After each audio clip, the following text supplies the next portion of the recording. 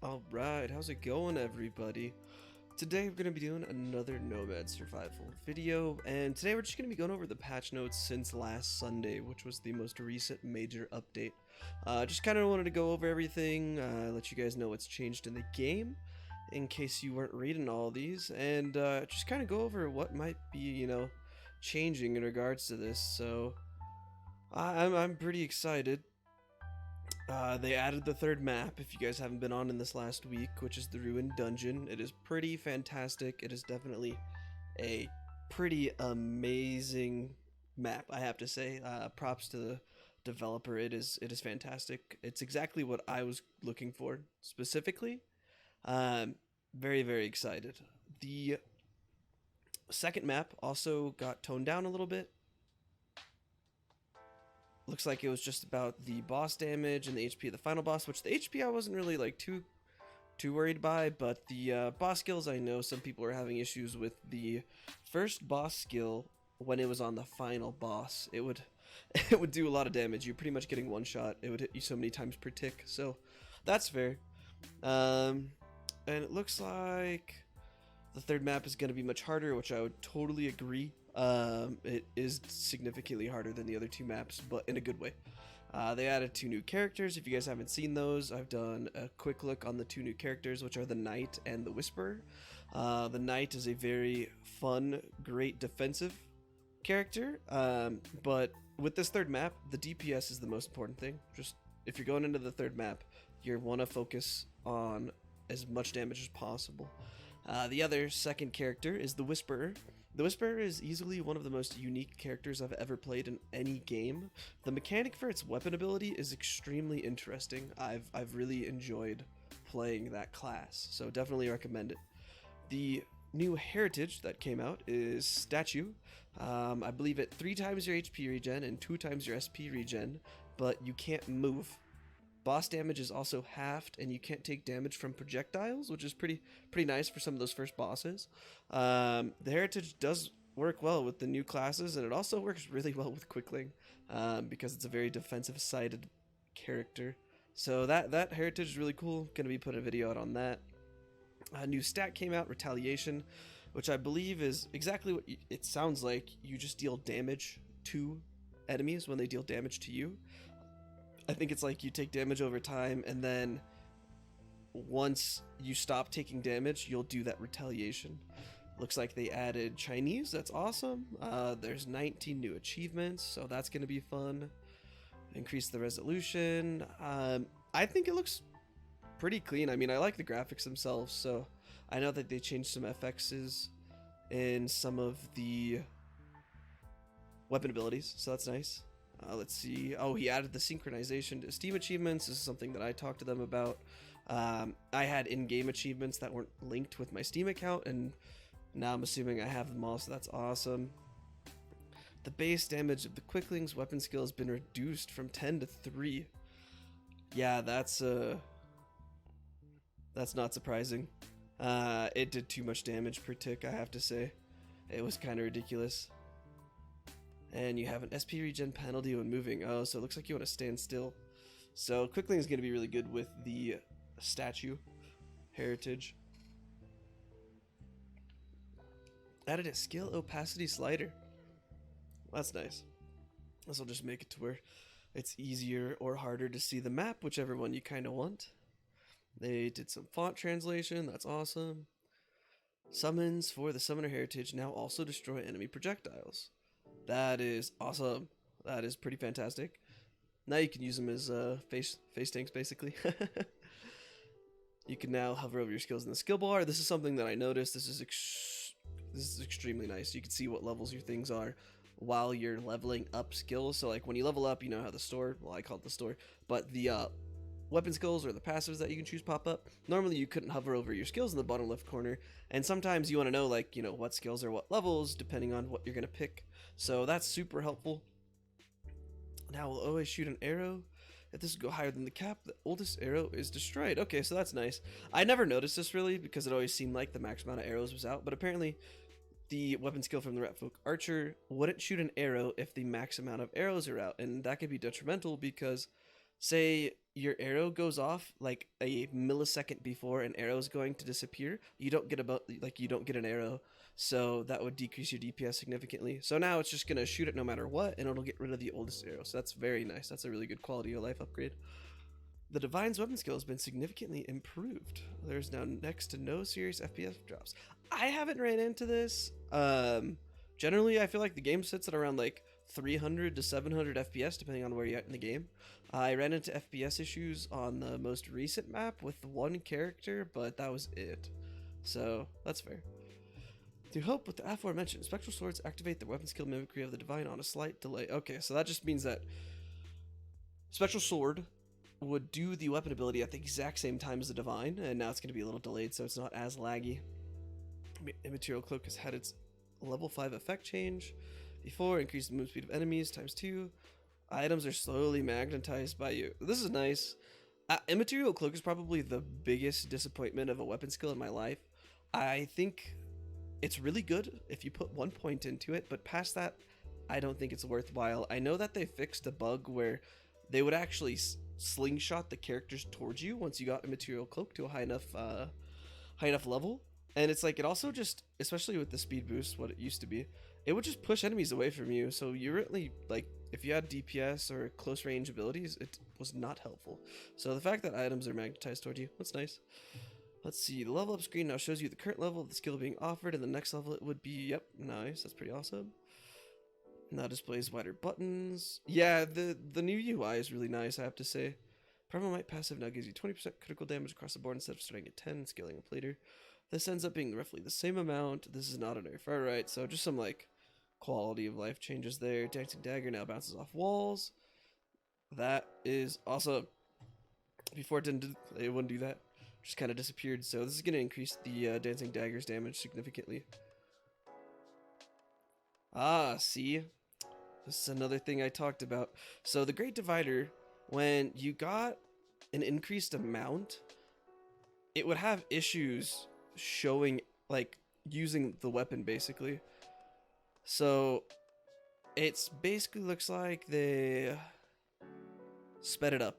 So that's nice, because once you got it past a certain amount, it was basically stuck throwing out 4 swords. Like, it didn't matter how many like plus amounts you got, it was just going to throw out the same exact amount of swords, which was very frustrating because it's like, you know, you got these upgrades, and unless you were walking in one direction, it wouldn't work correctly. So this fix seems fantastic. Scroll speed of the achievements menu, because there's a lot more now. EXP orbs, which are now far away from you, now have a higher merge radius. So similar to Vampire Survivor, EXP gems now can merge together. This means you won't, like, have to go as far to get all of your experience. You actually just get closer enough. That's really nice. So, and ooh, this is awesome. So they'll move towards the player if they're in a wall until they're outside of the wall. So this is, I feel like, a really big issue on the first and the third map. So Dry Marsh, there's that outside blue wall where basically the enemies spawn from, and you could kill enemies out there, but you would lose all the experience. Same thing with the third map. There's a lot of areas where you can't walk, but the monsters can go over. So if you were to kill the monsters outside, you just wouldn't get the experience. But now it's going to be coming towards you, so that is fantastic. And let's see, community EXP orbs now grow bigger, and they change colors. They merge together. It caps out at a yellow EXP orb. So now I wonder if the EXP caps out or if the color change caps out, like the color and the size increase. Definitely something that might want to be asked. They added a close button in the menu. That's just so convenient. And looks like they turned down the volumes for a couple of abilities. Yeah, the Quickling's weapon skill was very loud, I have to say. It's very, very loud. Reduce the size of fireball particles by 50%. This is nice because the fireball, it was like really obnoxious once you got it past a certain size. There was a lot of extra pixels that you didn't really need. It had nothing to do with the actual size of the ability. It just looked kind of weird. Let's see, they added the photosensitivity warning at the beginning. That's nice, so people don't get bothered by like the flashing lights and stuff like that. They know what they're getting into. Mind Flayer summons in the crossroads now have an outline that shifts between red and purple. This will be a new standard for immortal project-like foes. Okay, so this is just so you know that you can deal damage to things or not. because like the specters, for example, in the Crossroads, the second boss, summon specters that can deal damage to you, and you don't know if you can damage them or not until you basically try to, and you find out you can't. Curla's glyph has been upscaled so it'll look less pixelated. This I have seen. This is fantastic. It looks very clean.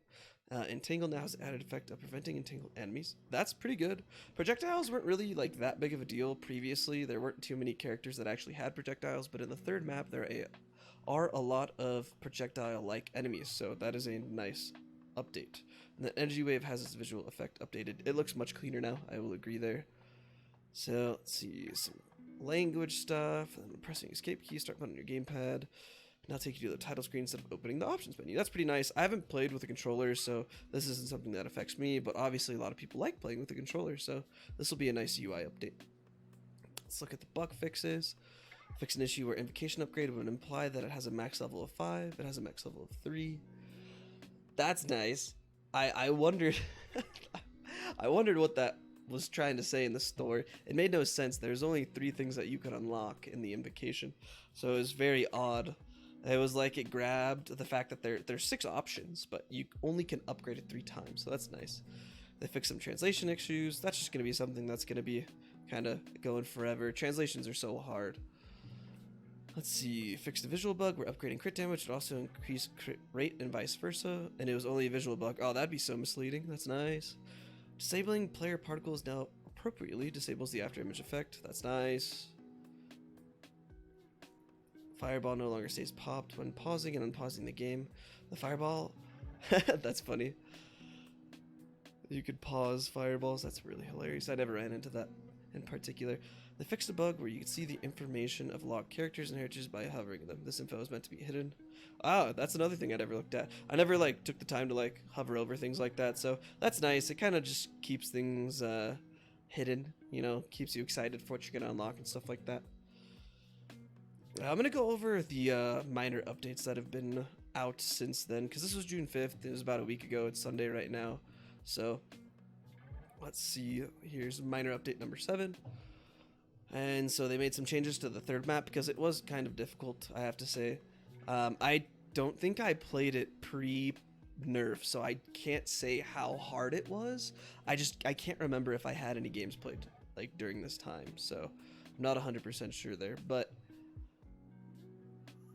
unfortunate. So they reduced the HP of enemies that spawned before the 7-minute mark, and it picks up kind of just fixing the curve. Enemies that are spawned 7 minutes and beyond have a chance of dropping higher tier EXP orbs. This now starts as early as 3 minutes. That's really nice. I will say the third map, you can get some pretty insane levels. I think the highest level I've been so far is 117. So that is pretty nuts. The map events have had their movement speed reduced.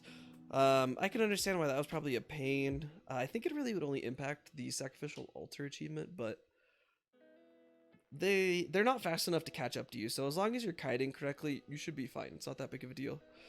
And then the ghost can now hit you once every 3 frames instead of 1 every 1.5. Okay, so they half the damage.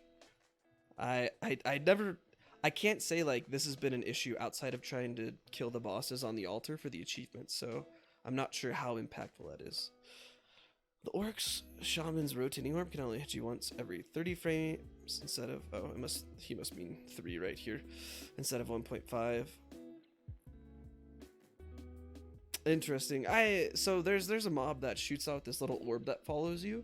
As long as you're like moving, it's not that big of a deal, but I'm sure some people that are playing around like standstill type builds might have an impact with that. Let Evil Reign. I can't remember what achievement that is. See, the visual effects of unlocks is now similar to upgrades, stuff that is unlocked for stuff that is not unlockable. Okay, that's nice. Yeah, it was kind of confusing a little bit. They fixed some crashing issues, reduced some volumes, updated the translations, and let's see, fixed an issue with the achievement icon for cleaning the second map as adventure would be grayed out. Nice. And Whisper of Spirits no longer scale with size. Ah, see, I wondered if they scaled with size when I played, and it didn't seem like they did, and it looks like there was an issue with the game, so unfortunate, but they're pretty big already, so it's not that big of a deal. And then this was the patch from Tuesday, and they did some quality of life stuff. So let's see, they increased a couple of the unlocks in the store. so that's pretty nice. So HP, defense, damage, EXP bonus, pickup range, crit rate, crit damage, projectile speed, skill size, coin bonus, and weapon skill damage. You can all get these now to level 10, so it's going to help you out a ton. All the enemies in the Ruined Dungeon now have a chance of dropping a higher tier coin, which not something I really ran into being an issue, but I guess with the more unlocks, you need more money. The amount of gold offered through chests has been doubled. Nice. This is just on the 3rd map for both of these. Did some updates to the translation. Fixed an issue where obtaining the boss skill for the 2nd or 3rd boss would not properly grant you the boss skill. I never ran into this, so I must have played after here because those boss skills are pretty funny. Fixed an issue where new unlocks wouldn't display the new image. Oh, that's a pain. Unlocks now show the related achievement towards the bottom of the screen. You no longer need to search for the achievement in the achievements list. That's super nice, because I'd always just have to scroll all the way to the bottom of the achievement list. Fixed issue where smaller text such as SP regen boosted would not display. I've never had this issue, but I feel like this might have to do with translations. It always said SP regen boosted, so I never had any issues there.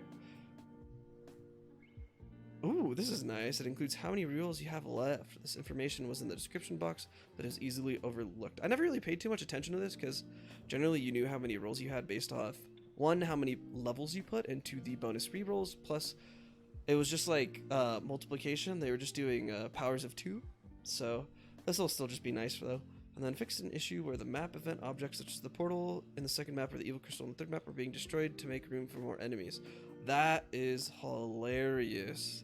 I always wondered what was going on here, but now that makes a lot more sense. So it just looks like something was coded incorrectly, but they fixed it. So basically what this is saying is that the portals and the evil crystals, they're technically classified as mobs, or they were at least. They weren't their own like variable.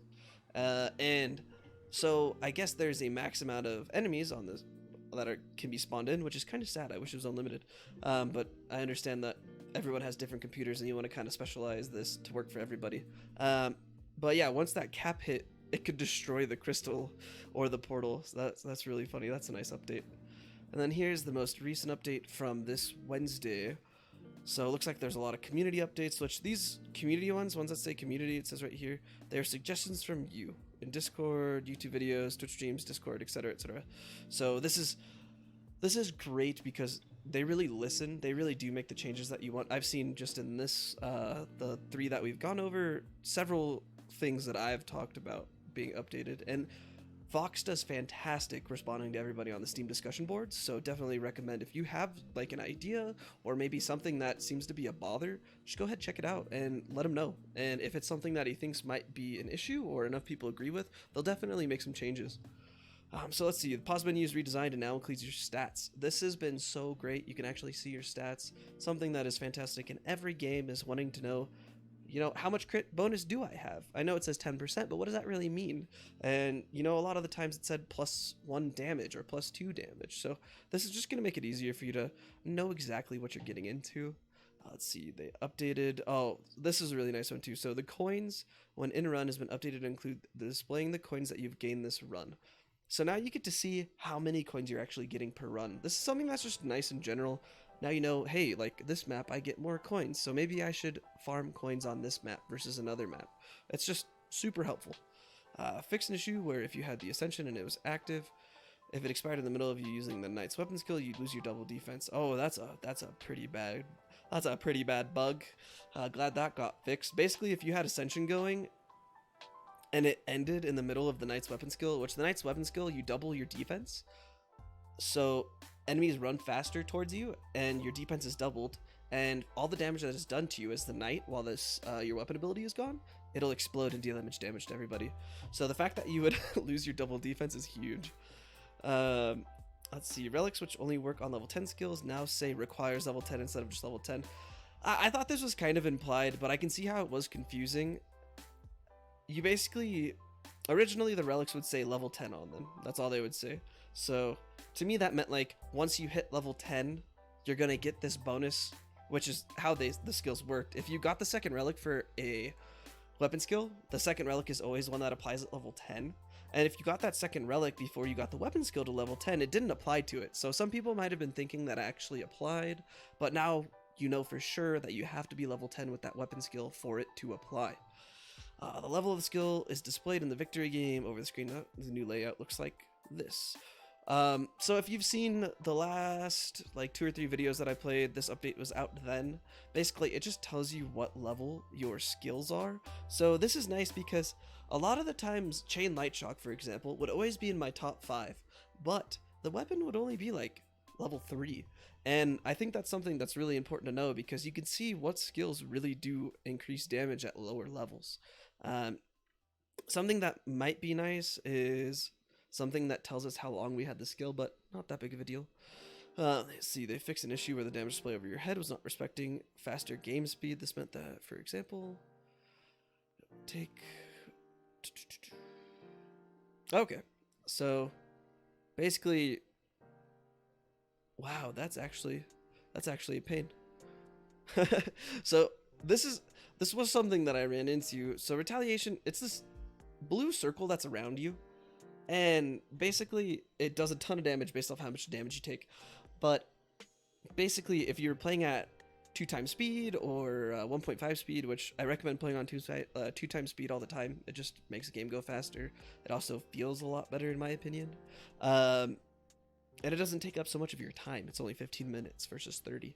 But basically, if you're at 2 times speed, it would take significantly longer for retaliation to go off. That would be a big issue. Fixed a visual discrepancy where the boss enemies in the 3rd map had white outlines instead of yellow when enemy outlines is enabled. So I have outlines enabled. I would recommend enabling outlines. I think it's just something that helps you significantly, especially when you're trying to figure out where the enemies are. It's just helpful. And the bosses have different outlines than the mobs, because sometimes the mobs, when they get the red and they get 2 times size, they're ginormous. You don't like, it could be a boss. I remember on the 3rd map when I was playing it the first time, some of the mobs at the end of the game looked huge, and if I didn't know about the timing, I would have thought they were bosses. Let's see, fix the positioning of the boss health bar in the 3rd map. I'm not sure what this changed specifically. I think the health bars might have just been in an awkward position that was hard to see in the 3rd map. Then fix the visual bug where the goblin mech boss on the 3rd map and subsequently the final boss would telegraph its horizontal projectiles with a slight downward slant. This one I think is still kind of being fixed, because so the goblin mech boss is the first boss of the 3rd map, and what it does is it shoots out projectiles in a cross and then a diagonal form. Sorry, a crosshair and then a diagonal crosshair. And the horizontal, in my opinion, always aims higher than where my character is, and it misses. Like, it's very hard to actually get hit by that ability. So I think this is something they might still be working on. But yeah, that's all the patches, guys. I'm like extremely ecstatic with these last major update, especially, and then these last quality of life ones in regards to the major update. And it looks like this is going to be the last minor patch until they start working on the next major update, which is probably going to be the 4th map and maybe a couple more characters. But they're doing a fantastic job. I think this is a really good game for listening to the players and making good decisions for the game itself and not trying to like tailor it one way or the other. So they've been doing a fantastic job. If you guys have any questions about anything or any insights that you had yourself when going over the patch notes, definitely let me know down below. And if you guys need access to this, you'll just go to the Steam page for Nomad Survival and go to news, and that's where all of these patch notes are going to be updated. You'll see it right here. You go to Nomad Survival and you'll go to news, and it's going to have everything listed here. So if you want to take a look at these yourself, read them over a little bit slower, definitely check it out. As always, thank you so much, and I will see you guys on the next one.